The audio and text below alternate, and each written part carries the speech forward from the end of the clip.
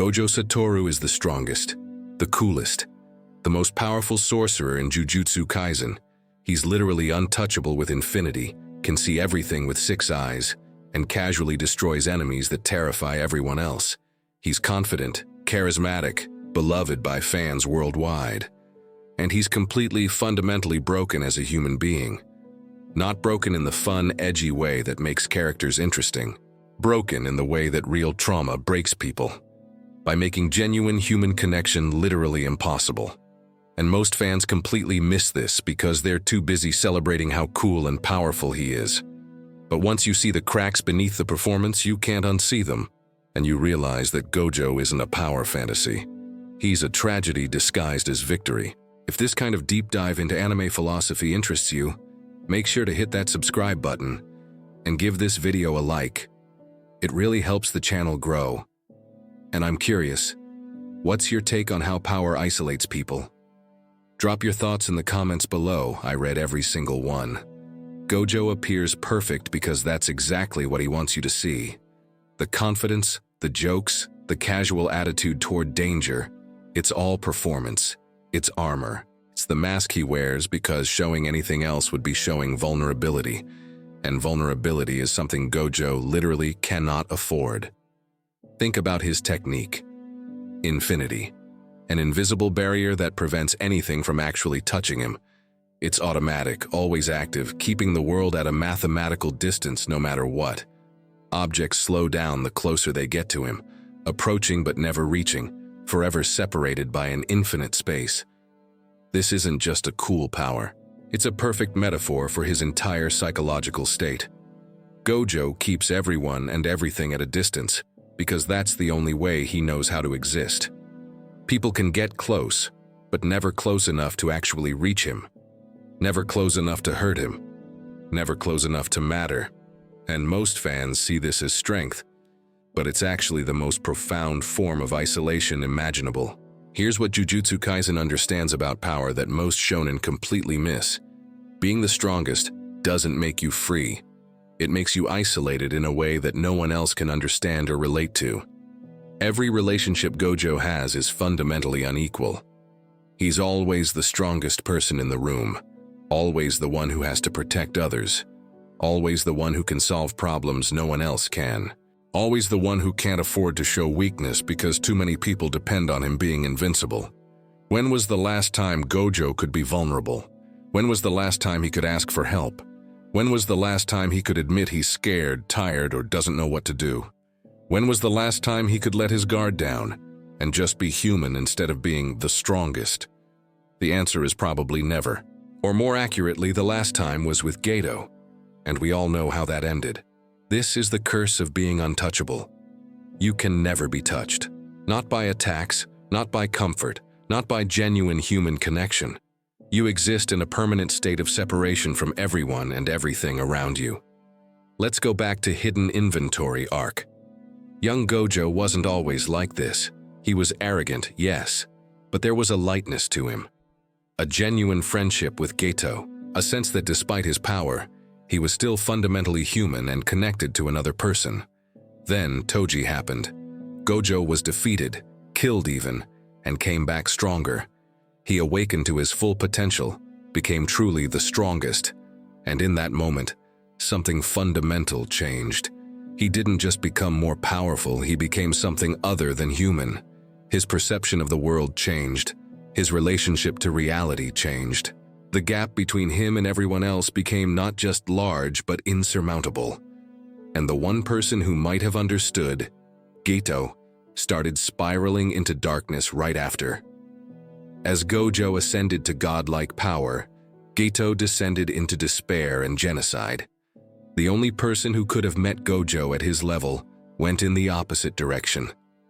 Gojo's relationship with Geto is the key to understanding everything about his brokenness. They were equals, partners, the strongest duo, the only people who could truly understand each other because they were both at the top, both dealing with the burden of power and responsibility. And then Geto fell. Not because he was weak, but because the weight of being strong crushed him. He saw too much evil, carried too much responsibility for protecting non-sorcerers who couldn't protect themselves, and eventually broke under the pressure of trying to protect a world that kept creating more evil, more curses, more suffering. Geto's question was simple and devastating. Why should the strong protect the weak when the weak create the problems the strong have to solve? Why should sorcerers die protecting non-sorcerers who generate the curses that kill sorcerers? It's a question born from trauma and exhaustion, and Gojo had no answer that could save his friend.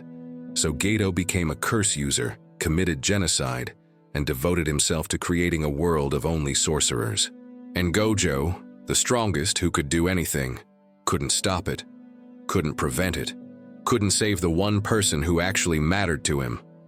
Eventually, Gojo had to kill Geto with his own hands, had to choose between his best friend and his duty, had to be the strongest, even when what he wanted was to just be Satoru, a person who could save his friend instead of executing him.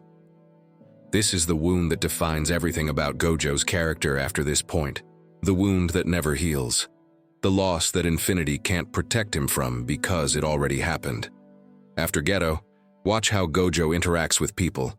The mask becomes permanent. He's always joking, always performing, always keeping everyone at arm's length emotionally even while claiming to care about them deeply. He mentors students, but doesn't really connect with them as equals. He protects people but doesn't let them protect him, or even see when he needs protecting. He's surrounded by people who admire him, respect him, fear him, even love him. But does anyone actually know him? Does anyone see Satoru Gojo, the person, instead of Gojo Satoru the strongest? His students respect him but don't understand him. His colleagues rely on him but don't connect with him. The higher-ups fear him but can't control him. He exists in this weird space where everyone knows who he is, but nobody actually knows him. This is the curse of being untouchable. Eventually, you forget how to let anything touch you, physically or emotionally. The barrier becomes so automatic, so natural that you don't even realize you're keeping people out anymore. Infinity isn't just protecting him from attacks. It's protecting him from connection, from vulnerability, from the risk of caring about someone and losing them again the way he lost Geto. It's protecting him from being human. But here's what's brilliant about Gojo's characterization. He's fully aware of his isolation and actively chooses to perform normalcy instead of showing his damage. The jokes aren't because he's carefree. They're because joking is easier than acknowledging pain. The confidence isn't because he's secure. It's because projecting invincibility is his job.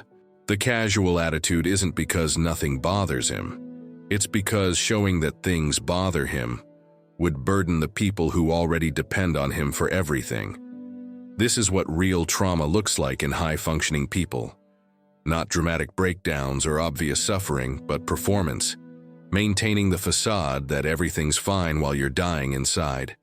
Protecting others from your pain even while that pain isolates you further. Gojo can't afford to be human because too many people need him to be superhuman. So he performs superhuman, and in performing it constantly, he loses touch with the human parts of himself. The tragedy of Gojo is that he's completely aware of his isolation but can't escape it. He knows he's broken. He knows he's alone in a way that makes him fundamentally different from everyone around him. He knows that the gap between him and others isn't just about power. It's about basic human experience. But he can't change because too many people depend on him being exactly what he is, the strongest. Untouchable, invincible, perfect. If he shows weakness, if he admits he's struggling, if he lets his guard down, who protects the students? Who keeps the balance in Jujutsu society? Who stops the next Geto from falling? Who prevents the conservative higher-ups from executing teenagers for political reasons? His power doesn't give him freedom to be human. It traps him in the role of being more than human, and that role is a prison with no escape. This is why Gojo's relationship with his students is so important and so tragic. He's trying to prevent them from becoming like him. He's not just teaching them to be strong sorcerers.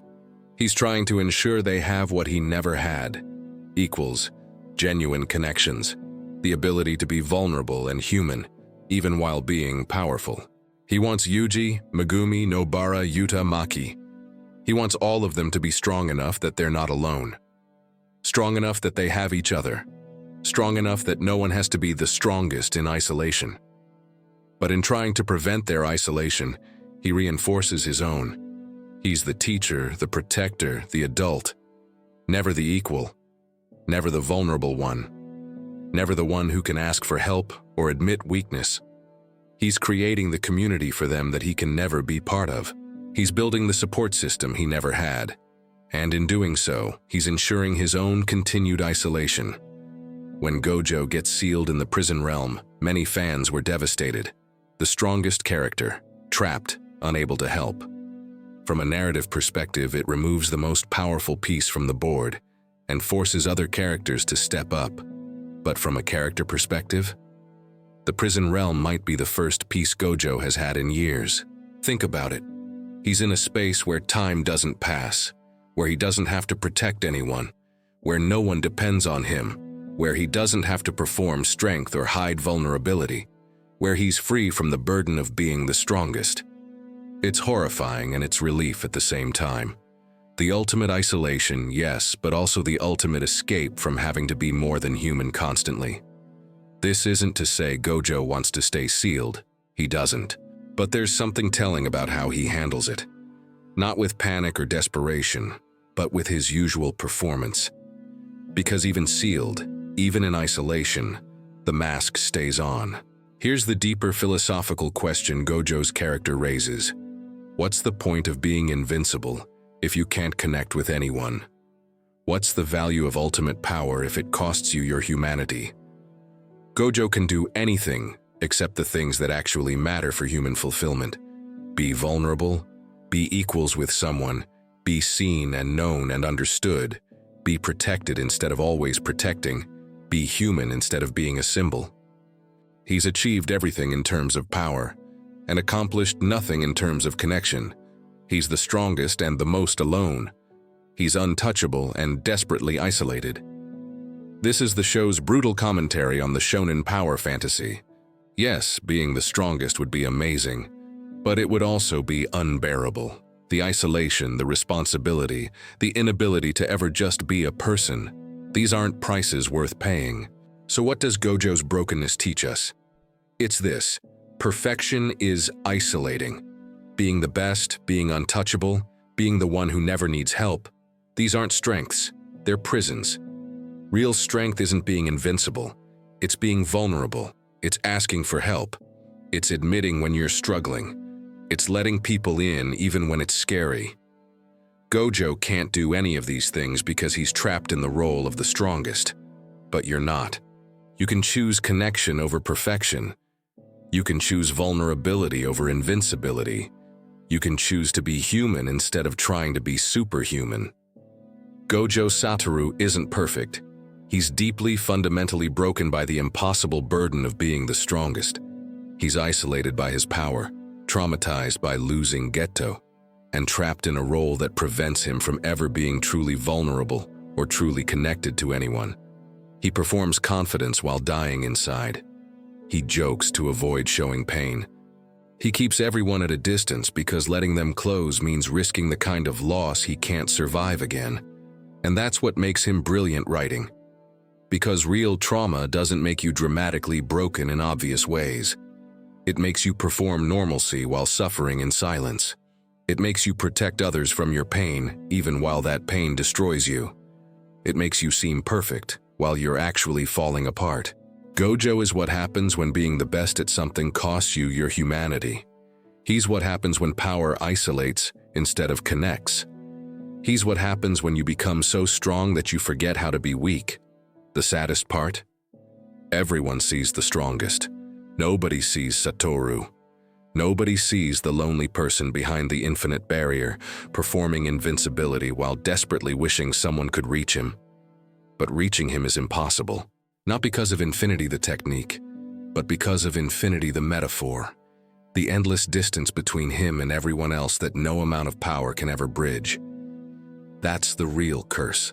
Not the curses he fights, but the isolation that comes from being so far above everyone else that you forget what it feels like to stand on equal ground. And maybe that's the most devastating superpower of all.